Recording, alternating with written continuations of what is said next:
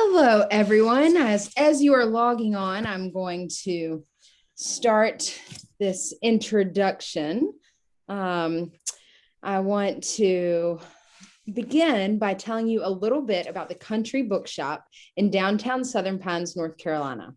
We are unique in that we are a bookstore that is part of a small community, twice weekly award-winning newspaper called The Pilot. The bookshop was founded in 1953 and is a general bookstore for kids and adults that is part of a community that chooses to shop with us. I am thrilled to introduce these two women to you today because it all begins with the pen. Our writers are crucial to our world, and I cannot wait for all of us to be treated to discussion between these two innovative and brilliant writers. I would also like to take a moment to celebrate Regal House Publishing, the publisher of No Diving Allowed. Janie Royal is the founder and editor-in-chief of Regal House Publishing, and I encourage you to check out what they are doing and really be considerate about supporting indie presses and the marvelous work they bring out into the world alongside the indie bookstores like the Country Bookshop. I will put in a link so you can go to Regal House Publishing and also a link for No Diving Allowed so you can get it from the bookshop. Katrina Denza is an associate editor for Narrative Magazine, and several of her stories have been published in literary journals. For 6 years, she ran the Writers in Residence program at the Weymouth Center for the Arts and Humanities. In 2016, she was Louise Marburg's Suitemate at Sewannee Writers Conference, and the magic that we are about to see unfold over the next hour began there. Louise Marburg studied design at the Kansas City Art Institute, is a graduate of New York University's Gallatin division, and holds an MFA in fiction from Columbia University's School of the Arts. Her stories have appeared in Narrative, Ploughshares, the Louisville Review, the Carolina Quarterly, the Pinch, the Chicago Quarterly Review, Post Road, and many other publications. A narrative of Baltimore, she lives in New York City with her husband, the artist Charles Marburg, and we are pleased to welcome her in celebration of her new collection of short stories, No Diving Allowed. Thank you very much. Thanks, Kimberly. That was great. Thank you for having me. Thank you, Kimberly. Here we are. Louise, let's talk about how we first met. So we were both at Sewannee Writers Conference in 2016. And for people who don't know, that's a conference where writers go to workshop their stories, hear lectures, and sort of, make friends. And you don't know who you're going to be suitemates or roommates with ahead of time. And it's really a crapshoot. And I feel like I really lucked out. Me too. Yeah, I mean, we're both kind of laid back. We both think, I think we have a little bit of irreverent humor. And, we just gelled right away and we made a lot of good friends, but I consider you one of my best. And I am delighted to be here to celebrate this with you. This is a fabulous collection of short stories, and this is your second published one, and you have a third forthcoming already. You have been a busy woman. I have. Do you want to start out with just reading from one of them, and Yeah. which one? Yeah. I will do that. I would like to read from the title story, No Diving Allowed. I'll just read a little dip in, not to have a pun there, but I'll just give you a few minutes of this. No diving allowed. Though the train was crowded enough that people were standing between cars, nobody immediately sat next to Gareth because he took up the better part of 2 seats. Half of his ass and his entire right thigh overshot his portion of the plastic bench. He used the remaining space beside him for his canvas overnight bag. But an hour into the trip, a teenager stopped in the aisle. "Hey man, do you mind? There's like nowhere to sit." Gareth lifted his bag. "Be my guest." The kid wedged in beside him and began to fiddle with his phone. Gareth would have liked to look at his phone too, in case there was a text from his sister Marion, but he couldn't get out his pants pocket without shoving the kid off the seat. Feeling the kid's skinny leg pressed against his own, he was conscious of his soft enormity, though he'd in fact lost 32 pounds since March and intended to lose a lot more. He looked out the window. The summer green world whizzed by as the train rocketed through the Connecticut suburbs. He watched for familiar landmarks until the train gradually slowed and the conductor called out his stop. Marion was waiting on the platform. "I'd like to take a picture of you right there," he said as he got off the train. "Why do you look so fantastic?" "How should I look?" she said. "Wretched?" "Maybe a little," Gareth said. "Oh, good riddance is what I say." "I couldn't agree more." "You never liked Barton," she said as they walked across the station lot to her car. Her short brown hair, the same color as Gareth's, took on a reddish tint in the sun. "He made me feel like a second-class citizen," Gareth said. "Me too. That's what happens when you marry up. That and being cuckolded. Can wives be cuckolded, or is it only husbands?" "Only husbands, I think. Is he still banging that woman?" She shrugged. "Who knows? I don't care." They drove down Main Street past Darien Sports and the Tog Shop, Munn and Deal Interiors. To Gareth's mind, the town was such a conventional burg that simply driving through it made him feel depressed. "Honestly, Marion, how do you stand it here?" he said, not for the first time. "If I were you, I'd move back to the city and get a real job now that you're single again." He didn't think her job at the local historical society counted as real because her salary was barely 5 figures. Before she married Barton, she'd made a good living as a paralegal. "It's okay here," she said. "I like my job. Besides, technically, I'm not single yet." She pulled into her driveway, turned off the ignition, and gazed up at the house. "I love this house. It's exactly the kind of house I fantasized about when I was a little girl. I dreamed I'd marry a rich guy and live in a big white clapboard house and have a Labrador named Lucky." She turned and looked at Gareth, and that's exactly what I ended up doing. As if to prove it, a large lab named Lucky trotted around the corner of the house, her onyx coat gleaming, going dull, gleaming again as she moved from sun to shade to sun. "You never told me that," said Gareth. In the many times he had visited her when she and Barton were married, she had never seemed entirely genuine. Madly cheerful and efficient, her gaze slid over him without connection. He never knew what she was thinking. Now that Barton was gone, his real sister had returned. He could even hear a far-off echo of Staten Island when she spoke. "What other fantasies have you been harboring, woman?" She slapped his shoulder playfully and said, "They're too scandalous for your delicate ears." Lucky popped out outside of Gareth's window and licked the glass with her huge pink tongue. "Get back, you monster," he shouted as he got out of the car. As a teenager, he had dreamed of being loved by a kind, handsome man. He dreamed of it to this day. But the rest of the story was pleasantly indistinct. He was in awe of Marion's specificity, "So is the reality as good as the fantasy?" he said as she bent to grab a bag of groceries from the back seat of the car. "Sorry," she said. "What did you ask?" "Never mind," he said. It was a question too stupid to repeat. "I'm dying," Marion said. "This heat is killing me. Let's go to the club and lie by the pool." "It makes more sense to stay in the house with the air conditioning turned down," Gareth said. He and Marion used to leap through the sprinkler in the summer, and the only clubs they'd heard of back then were the Rotary and the Lions. She hooked her arm in his. "Come on. I don't want to be cooped up in the house all day. Wouldn't you love a swim?" "I didn't bring a swimsuit," he said sullenly. "That's okay. I have one you left here last summer." "I've lost 30 pounds. It won't fit anymore." "Try it on anyway. If it fits, you have to go." "That's fine, because it won't." But it did fit. Not well, but enough, because it had been too tight last summer. He looked at himself in the full-length mirror behind the bathroom door. The swimsuit was neon green with wavy pink stripes across the legs that made his thighs look as wide as tree trunks.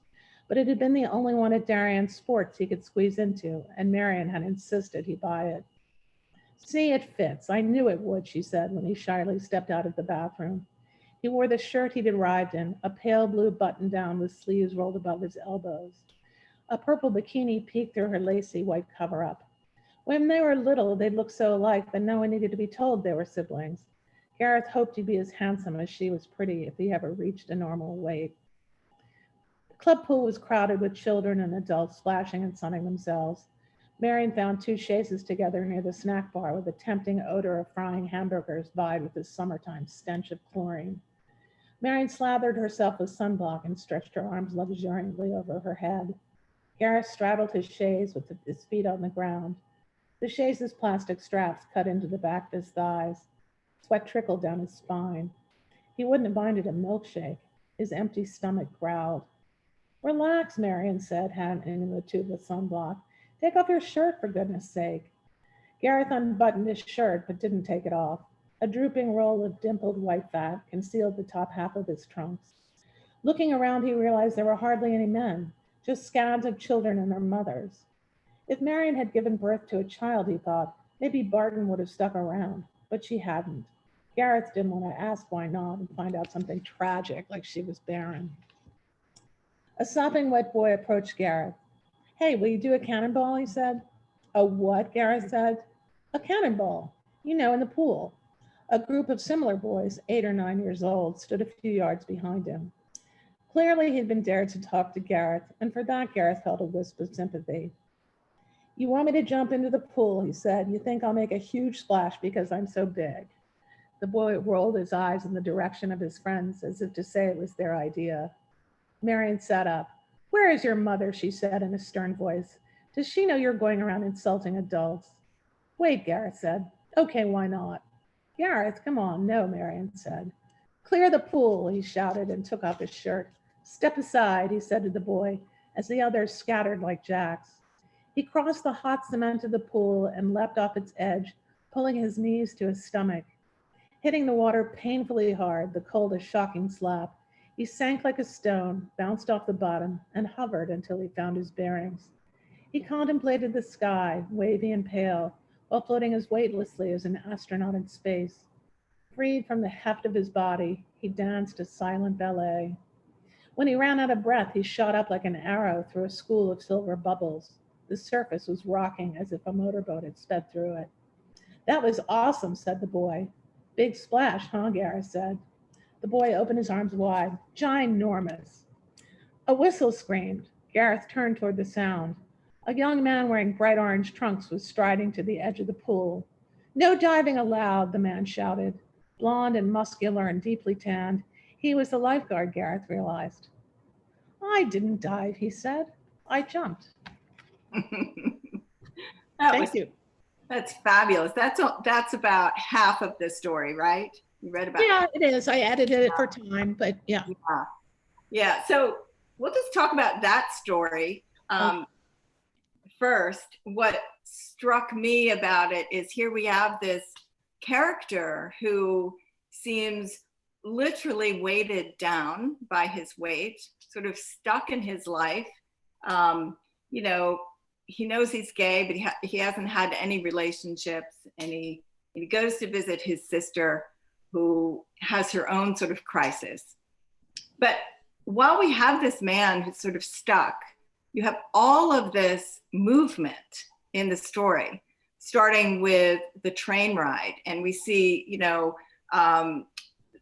the sights, the familiar sights, he knows he's getting closer, and we see that flick by. And then we see in the car,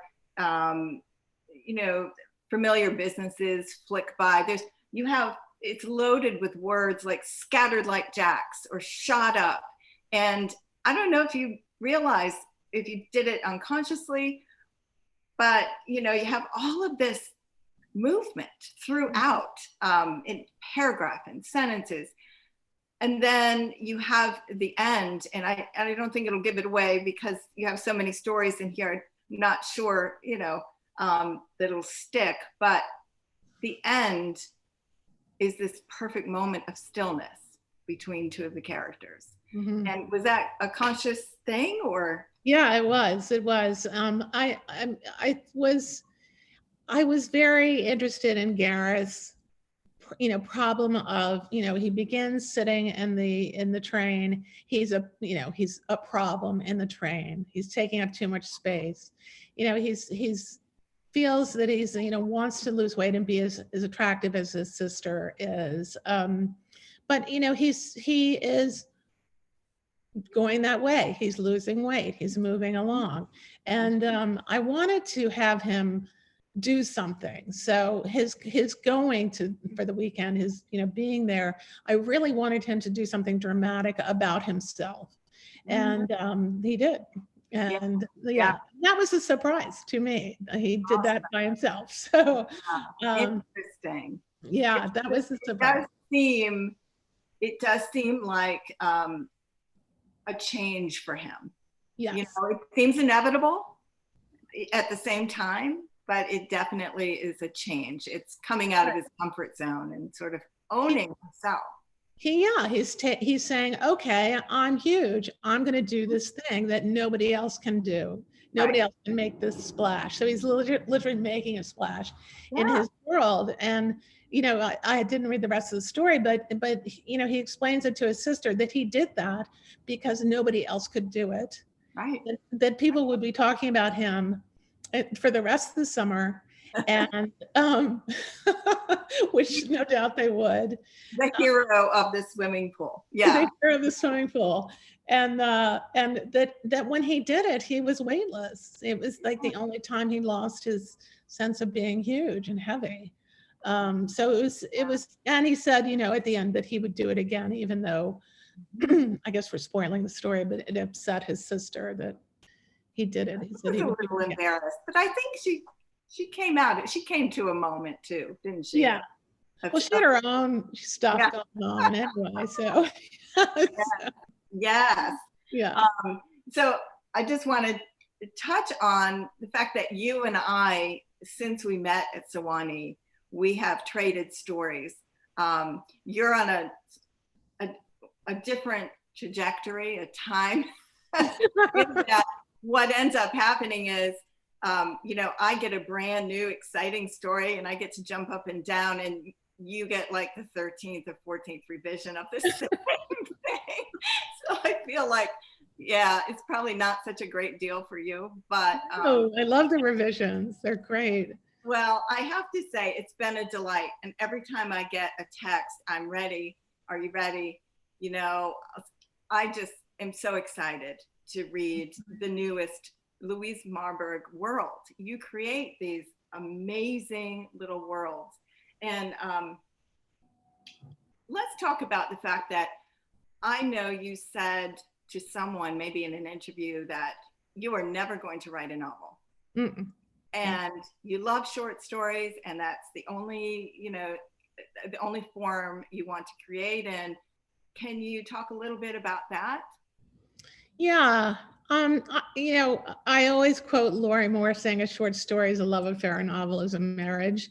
And I think that for me, that really sort of says it all, because I get to spend a limited amount of time, for me, it's about a month to 6 weeks, with these characters. And then that's the end of it. There's like ta-ta. And I have written novels where I just think, oh my God, when are these people going to leave me? I cannot stand them anymore. You know, so it's really kind of leaving the party when you're still having fun. So yeah, I think there are people who are good at short stories and not in novels, and I'm definitely one of them. I've written 2. They were both, in my opinion, terrible, and certainly in other people's opinion. And I love to read short stories. They've always been my favorite form, and they are themselves a particular form. They're not practice for a novel. They have their own discipline, and that fascinates me. Yeah, I totally agree. And you know, I love that you own that. This is who I am as a writer, and it shows up on the page. You know, I mean, you've written how many short stories? Like 60, over 60? Yeah, maybe. Yeah, a lot. A lot.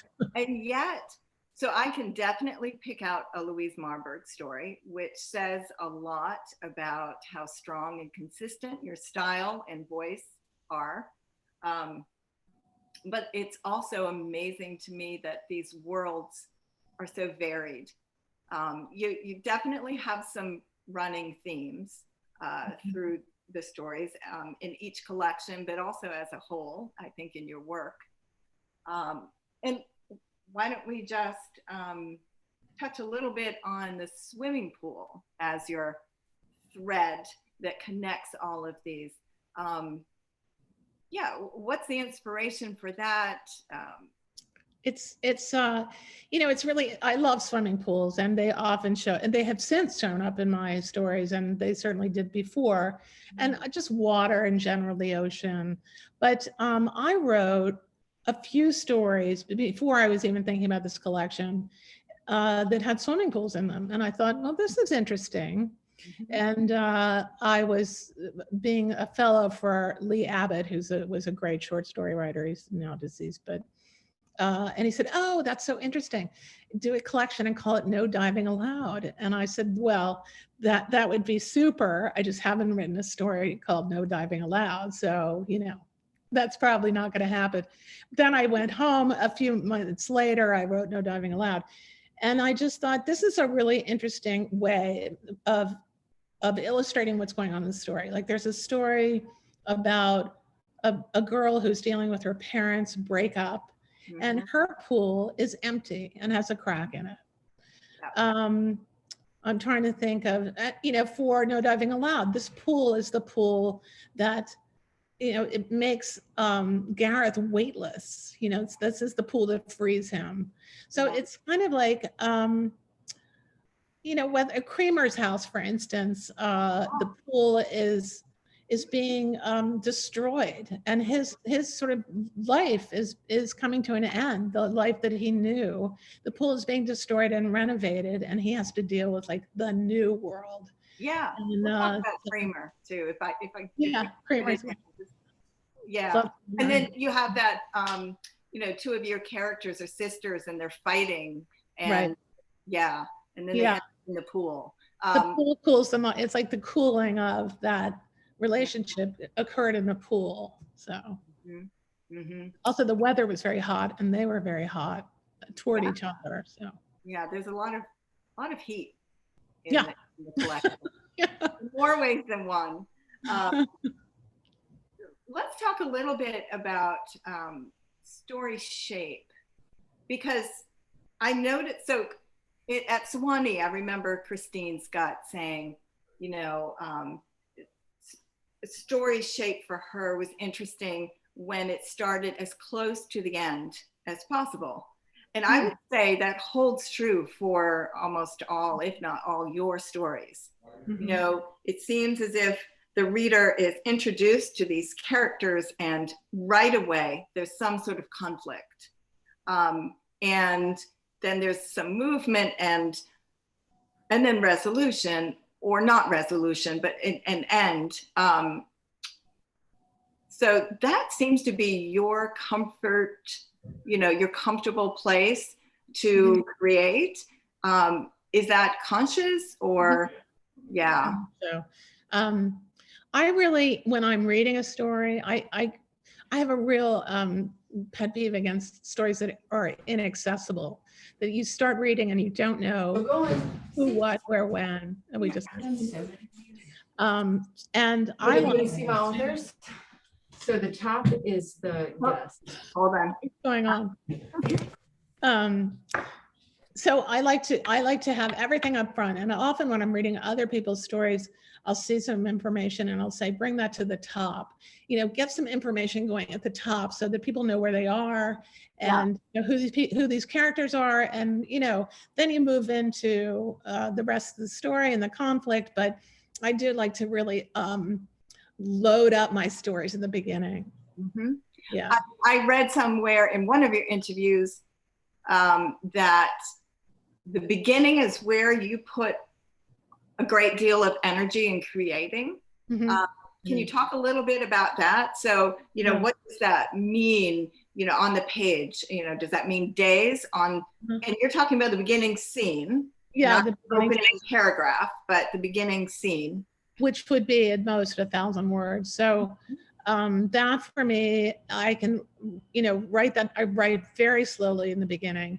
And then if I finish the scene, if I'm lucky enough to do that, and, because often I'll think, oh, this is so boring, I'm not going to continue with this. I mean, these stories sometimes just don't work out, but I will take a really long time to write the first scene, and then I'll reread it endlessly to see what I'm telling myself and what these characters are telling me, what I'm telling myself, what I have set up so that I can go forth. That's fascinating. So you don't outline at all. You No. just, you're a conduit, Yeah, essentially. that's how I feel. Yeah. The images come to you, or the situation, is it both? Is it either one?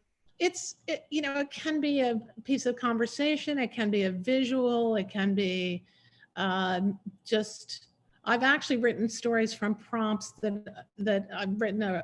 The title story of my last collection came from a prompt that I gave someone else, but then I ended up using myself. It was just a prompt. And then, move from there. The Truth About Me is the story. Yeah. So lots of things interest me. And also I've used characters from other stories and, just all sorts of ways of starting a story. But, again, I'll say that I can get 14 pages into a story and feel like there's just nowhere to go. That amazes me. I mean, I don't see those stories. No, you do not. I see the ones that make it past your gate, and they are amazing. And I just to think that and to know that you've created these amazingly tight pieces of art, and I mean tight on the sentence level, but also shape-wise. That just blows me away. That you can, and I don't know how much revision you must, I don't know, do you perfect your sentence as you go and you just won't go any further? Precisely. I just edit as I write, and I will go, back all the way to the beginning and rewrite something there because I've read something later that, needs to ask for that earlier work or earlier character or dialogue or whatever. I really edit as I write, and by the time I finish, obviously I send the story to when it's really fresh. I send it to you. I send it to my friend April. I send it to not that many people, but and then I do some stuff to it, think about it, whatever, and then it's pretty much done. So because I really, it gives me it's like, I always say, it's like pulling my brains out of my nose writing a story. So it's really exhausting. You're done. When you're done, you're done. But luckily for you, it's brilliant. When you are done, I couldn't even see how you could mess with it in any way. And really that makes it easy on me. When I offer critiques, I'm like, oh, please give me something to say. I mean, Katrina, you always like zoom in on even if it's just one thing, you get it, you catch it. I was thinking that today during a story that you just read for me. And I was like, God, she just caught that thing. And it was like so obvious, it was like so redundant what I had done, and you caught it. So I have to work really hard. I have to use that break really well. But let's talk about, because so much of your writing it's confident. You know who you are. And, so you own that you only want to write in the short story form. You also are very upfront about, I'm not going to write about likable characters. They're boring. And we're not talking about, we're talking about unlikable characters that people can relate to. So like, I don't feel when I'm reading, in fact, I don't want to read about, perfectly nice, sweet people. It's dull. yeah. I think unlikable characters can provide interest, but also a way for readers to connect with those parts of themselves that they're often having to push down or deny. Mm-hmm. And to give an example, I would say I don't know if you have too many unlikable characters in this collection. They're not perfect, right? But that would be dull if you had stories of just perfect people. So you have people struggling. I would say of any of your characters, Kenneth in Wildebeest might be the most unlikable Yeah. character all the way through. Isn't he awful? Like, oh my gosh. I know. And the ending, I won't give it away, but it is Oh, help for Kenneth. no, it is perfect. But we have this man who, he's been waiting for his elderly mother to die so she can finally leave him the wealth that she's, clung onto herself so long. And he takes his wife on a trip to Tanzania, or is it Kenya? Kenya? It's Kenya. Kenya, yeah. Right. And, he's just despicable. He's an absolute, he's feeling, badly about himself. He doesn't have a lot of, confidence in himself, and he's just feeling sorry for himself. And the moment when he felt, to me, the most human was when he was feeling sorry for himself and having this pity party. And then he suddenly remembered he was rich. And then he felt this moment of happiness. Oh yeah, I'm rich. And it's like, how did you do that? I mean, it's just this very slight, like, ding. So it made him this character that I'm sure we can, if we haven't felt that, we can imagine, because so much of humanity imagines that wealth is the solver of problems. Mm-hmm. Yeah. And in your book, you totally dismiss that.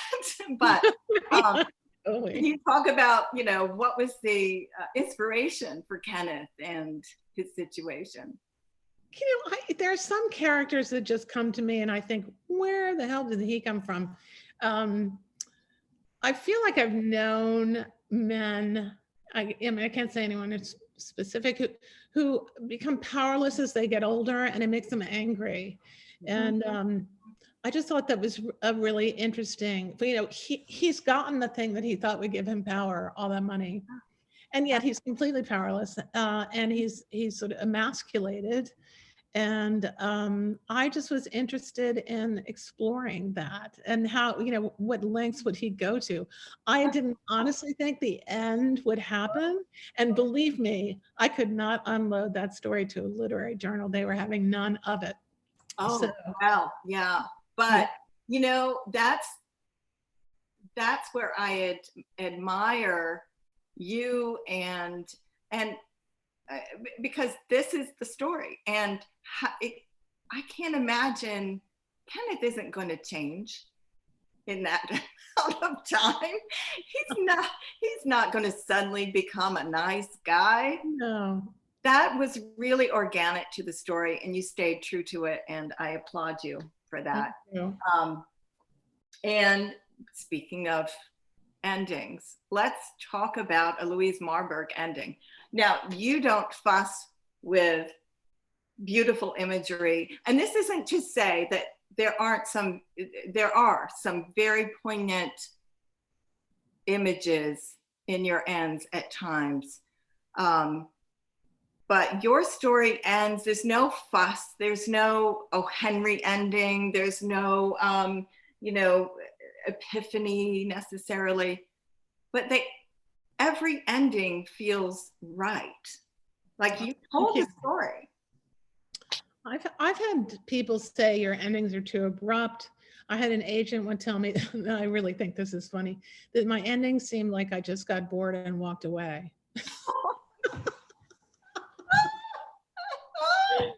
Which I thought was hilarious. I just don't, but my stories end themselves. I always think I've got lots more to write, and then they just end, and I listen to that. Mm-hmm. And then I spend quite a lot of time finessing the actual ending, like the last paragraph or even the last few lines. Yeah. Because I'm aware that I can get abrupt and maybe don't want to do that, but Gail Massey says the endings are all perfection. Thank you, Gail. Yeah. But I do like ending. I don't. Someone recently described my writing as lyrical, and I said, obviously, obviously they've never read it. Oh no. Yeah. Yeah. Well, but let's talk about that for a minute. You know, Richard Bausch, a long time ago at a writers conference, I remember him saying, clarity is the key. And he's a really clear writer. You know, if someone walks to this, you know, just right, he walks it, you don't need a lot of fuss. You have that clarity in your writing. There's also, but it's not dull. There's a lot of energy happening on the sentence level and a lot of shifts.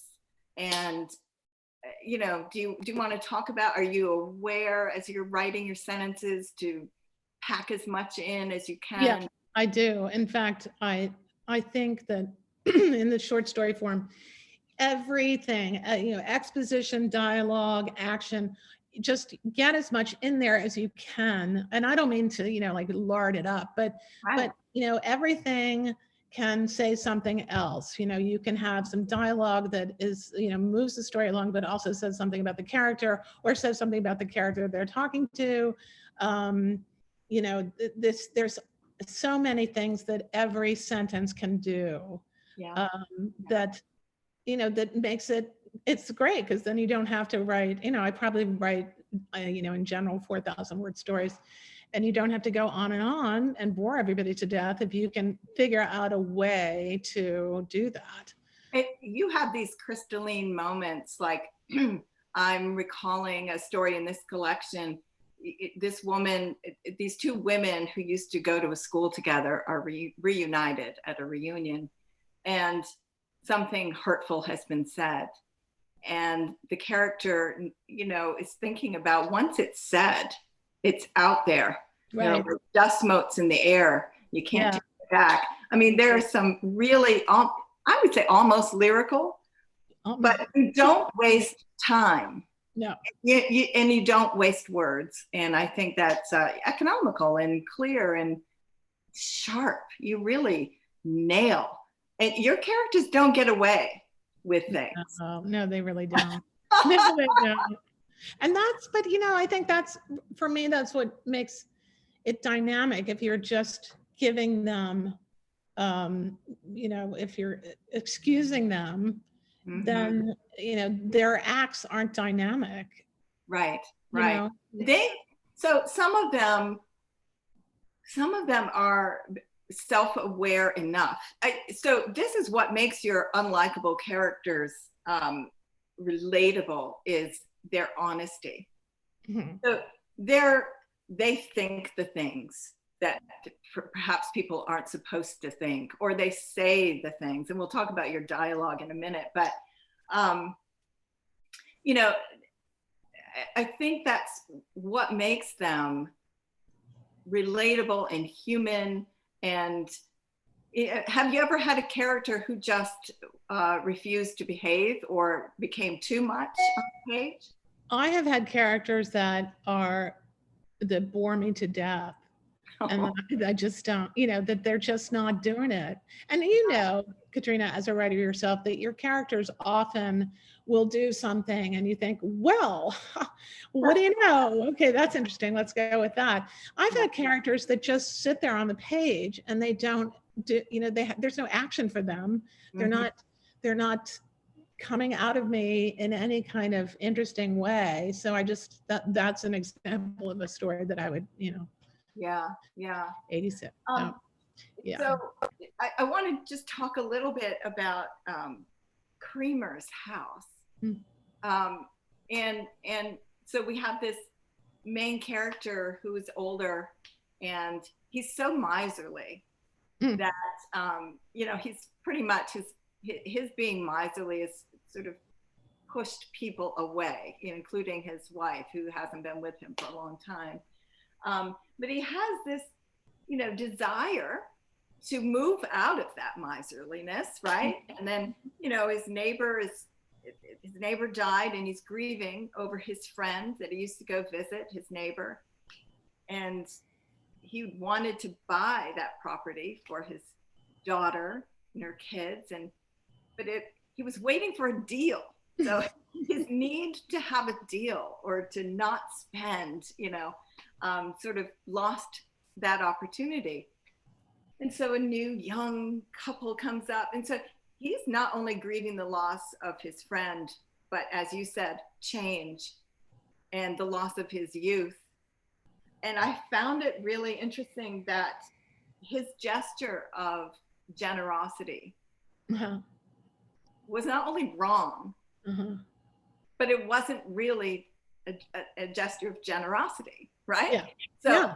where did that character come from? Oh, well, I can't say that that character is exactly like my neighbor, but I have a neighbor who is crazy about the driveway that we share. And about that we're going to run over his grandchildren, who, by the way, now are like married themselves. You know, they're old. I'm not going to run them over. But anyway, I was complaining about this guy, and a friend of mine said, "Why don't you write a story?" And I thought, excellent idea. Yeah. So it started with a guy, you know, who couldn't cope with the neighbors, you know, with the young people moving in. And I think that's my neighbor's issue, or was. I'm certainly not young anymore, but so that's how it began. And then the whole idea that he would be so upset about this, obviously, you know, change is impossible. It's like the, you know, terrible insult to this guy, which is why he does what he does, which is an insult to the couple, you know, basically. Yeah. So but also for his daughter. Yes, insults his daughter, you know, it's incredible. He's just lashing out at every last person, you know, and but his grief is palpable. Yeah. And you can sense that he wants to be a different person. He knows he's miserly. He knows. Yeah. Sure. But I think a lot of these characters would like to be different, you know. But they, you know, wouldn't we all like to be different in some ways? But yeah, he's not going to be different, and just people aren't. That's really human nature, is that people don't change. Well, generally, that's not, you know, always true. Right. Well, I think that's what you do so successfully, is you capture human nature, and your dialogue is just superb. Thank you. Witty, smart, human. You know, is that I know that must be like a gift. I've told you before, I really think you're a genius, and you're not willing to admit it, but I really suspect you are. I wish. But your dialogue is spot on every time, and you don't do this like artsy thing that you see in so much dialogue, you know, the talking at cross purposes. Your characters are relating in a very real way. You want to talk about your dialogue? I once had somebody in a workshop say, and I never understood what this meant. It was a criticism. Your characters say what they mean. And I thought, yeah. But he did not mean that, as he meant that was not a good thing. I still don't know what that means. But my favorite criticism of my dialogue, you know, thank you for loving it, but not everybody does. And I had an editor call it tedious banter.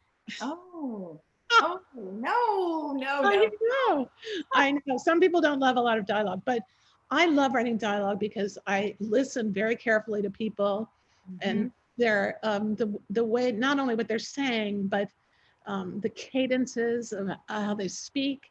And I'm a listener and an eavesdropper. So that's where my dialogue comes from, is just having listened to people all my life. When I was a kid, I never said anything. So watch out for those quiet kids. They're gonna be writing about you later. So what about let's talk a little bit about your characters. Mostly are of a certain socioeconomic group, not all. You know, so upper middle class or more, maybe. And is there, you know, what is behind that? You know, I noticed that your wealthier characters are not happy characters. No. Which is interesting. And so, you know, do you want to talk a little bit about what draws you to that group of people, or is it just the natural? Well, I've noticed that strangely, people who have everything seem to be the least happy. Yeah. And maybe that's not, obviously that's not always true, but there's this, something is wrong. That there's a sense of their status isn't good enough. There's always going to be a disappointment. And it's just interesting to me that people who have, everything, which is money, the thing that we all think is everything, aren't kind of unhappy people. So that's really interesting to me. I grew up in an upper middle class background, and a lot of the people I grew up with, the adults, were pretty reprehensible. So it's fun to use them too. Well, and think of the time period too. I think a lot of adults were pretty reprehensible. I know, right? They were. I don't know that there's so much better now, honestly. But listen, I want to encourage everyone to get this amazing collection of stories. Louise, you're brilliant, and I love you. And before we end, let's, if anyone has a question, I'm supposed to open this up to chat, although I could talk to you, Louise, for hours, but we have limited time. But we would digress into all sorts of things. There's a question here. Absolutely. Sharon says, fascinating process. Beth, so true, stories are not a practice. Jill says, this has been wonderful. Let's see if I can move this up. I'm not very good tech-wise. That's the only thing. Oh, Sharon says, can you talk about the Kurt Vonnegut comparison? Because you have been compared to. I'm completely flummoxed by that. No idea what she's talking about. Really. So do you remember who compared? Yeah, I don't know. It was at the Austin newspaper, Austin, Texas. And she compared me also, I wish I could remember, but it was two, very impressive writers. And I thought, have you lost your mind? But anyway, I was flummoxed by that. I mean, I can think of people to compare me to, or that I would like to be compared to. Yeah. Kurt Vonnegut is not one of them. So yeah, what do you think about Cheever? And before you answer that, I just want to remind everyone, you can get a copy of this from the Country Bookshop, and Kimberly has put a link in the chat so you can get it directly. It's fabulous. So yeah, talk about Cheever. I think you've been compared to Cheever, yeah? Oh yeah, I love Cheever. And not all of his stories, but I definitely don't like his novels, but I do love his stories. And but I don't, and Updike, all of those realist fiction writers. But today I was rereading a story by Deborah Eisenberg, and I thought, God, I wish I wrote like her. I love Deborah Eisenberg. I do. I know, she's so great. And Tessa Hadley. Oh, I love her too. Yeah. I have such a crush on these people. Yeah. So there are other authors I prefer to be compared to, and probably I'm not, because I'm nothing like them. But I didn't understand that Kurt Vonnegut thing. Did you? No, but it's been many years since I've read him. Yeah, me too. I have a funny Kurt Vonnegut story. Years ago, I entered a contest, and he was one of the judges. And if I won the contest, the prize would have been to have a Manhattan with him and Tom Wolfe on Long Island, or $500. Well, of course, I was going to choose to have a Manhattan on the rocks with, Yeah. But I didn't win, but I got an honorable mention. And my manuscript came back. This is how long ago it was, because you sent them snail mail. And it came back with a nice little note from him, and it reeking of men's cologne. Absolutely reeking. Like, can I preserve this smell? That's hysterical. Oh my God. That's like a love letter or something with the perfume. Yeah. Oh, that's nice that you got a note from him. That's really, So someone that doesn't asked, happen anymore. It oh, seems that in Susan the asked, oh, I'm sorry. paper days are kinder and gentler in the, Yeah, I think so yeah, too. yeah. Susan Barnard asks, of all the people you've met at Sewannee, who is your favorite? Laugh out loud, just kidding. But seriously, can you talk about your time at Sewannee and what it's meant to your writing life? Oh gosh, it's meant everything. The first year I was at Sewannee, first summer, I had a workshop with Richard Bausch and Erin McGraw, both outstanding teachers and wonderful people. And I would say Richard Bausch, he said something to me that basically released me to write, any stories I wanted forever and ever. So I really do thank him. And Erin McGraw, actually, she just blurbed a new book of mine, but she's a really spectacular teacher. So that was incredible. And then the second time was with you. And I just no memory of my workshop, but I do remember being with some really smart, some great people. Yeah. Christander, Gail, Massey, and Sharon. I mean, some really wonderful people. I'm leaving really out smart people who I still know. And, so that was really that. The third time, of course, I kept going because I was having such a good time. And then the third time was not a charm. So that was maybe not so much, maybe too many times. We have a question, and I can't see who asked because, again, I'm tech challenged here, but someone has asked, what about in writing this collection, was there anything that you felt caused you to grow as a writer? Oh, well, every story causes me to grow as a writer. Every story I write, I think this is going to be the story, the masterful story. And it's, of course, it never is. But every story I write, I think this is the best story ever until I write the next story.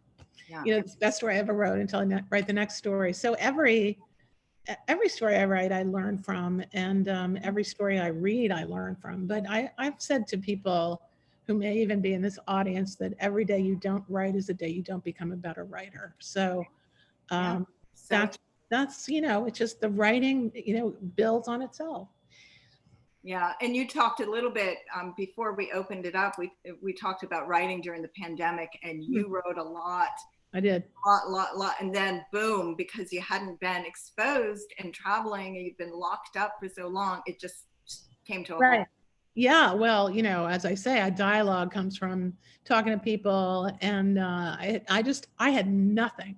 I mean, it was just over, and it was a terrible feeling of never having any ideas. It kind of loosened up in October, but then I had this long period of not being able to read or write. When you're in a state of anxiety, and I don't mean necessarily about COVID, but the political situation is, keeps me in this constant state of, I feel like a fist all the time. I'm so worried about it. But so that keeps me from relaxing enough to read, not necessarily writing. Writing is something that takes a lot of energy from me, so I can do that. But we have to relax to read, and I had a really hard time with that. Beth, I think we have time for a couple more questions. Beth asks, and this is funny, Louise, I'll never forget walking the book fair at AWP with you, and journal editors said, "Oh, you're Louise Marburg. This was a testament to your perseverance. What advice can you give writers trying to find homes for their stories?" My advice is to send your stories to every last place you can think of.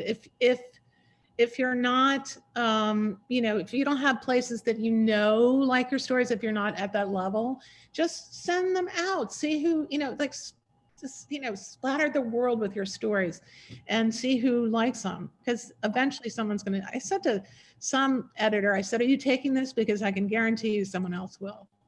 Because it's just like, eventually someone's going to take it if you send it out enough. So don't ever feel like, oh, no, nobody likes it, I shouldn't send it out. Just keep on. Have you ever had a moment of doubt? About everything? About your story? Have you ever had that moment of, oh, this won't find a home, or you just keep Oh, well, you know, there are some stories I recognize, like Wildebeest will never find a home, just won't. You know, people just can't stand that ending, which we won't spoil. No, we won't. We will not. But yeah, so I've had actually feedback on that. Like, we love this story except for that ending. So I gave up on that. That's interesting. I applaud the publisher, you know, Regal House, because that story shouldn't have any other sort of ending. Yeah, I mean, I thought that was what he naturally would do.